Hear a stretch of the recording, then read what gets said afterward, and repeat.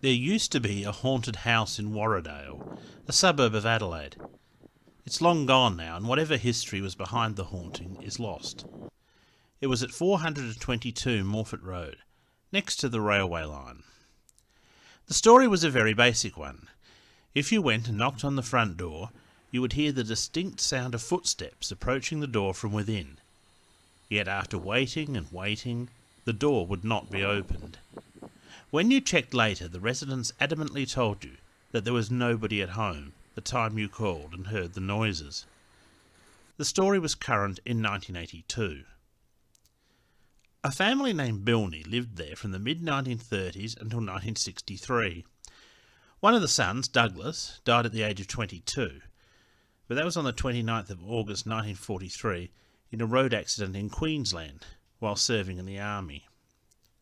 After they left, a veterinary surgeon named Dr. Hambrook lived there for about 10 years. He had an infant son who passed away in June of 1964, aged only 4 months old. Dr. Hambrook himself did not die until 1986. The front yard of the property was lost when Diagonal Road was widened and rerouted in the early 1970s. One corner of the veranda jutted out a few centimetres onto the footpath after that change. Eventually, in the early 1990s, it was demolished and left as open space. In 2018 to 2019, the train line was finally redirected under the road when a cutting was made. The cutting is exactly where the house used to be. So why would this house have been haunted?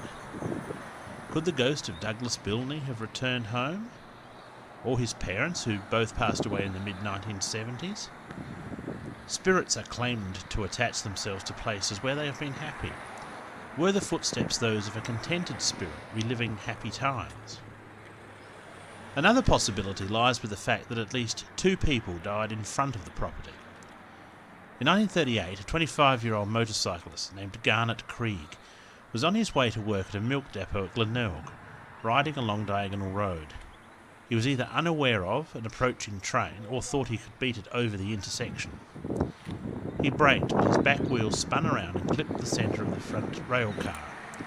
He was dragged about 20 or 30 yards before the train could come to a halt. Taken by the train to the city for medical help, he was declared dead on arrival. On the night of the 11th of July, 1950, a small tourer with 2 men in it was hit by a city-bound train at 11:20 p.m. The 21-year-old driver, Richard Vidocq, the son of the newly elected mayor of Glenelg, escaped with lacerations, but his passenger, a 36-year-old accountant named Benjamin Safra, was killed. In evidence of the inquest, Constable Swain stated that there was a house on the southern approach of the crossing with a wood and iron fence which would obscure sight of any train until a vehicle was actually entering the crossing. The corner was described as an absolute death trap. Did the ghost vanish with the old house?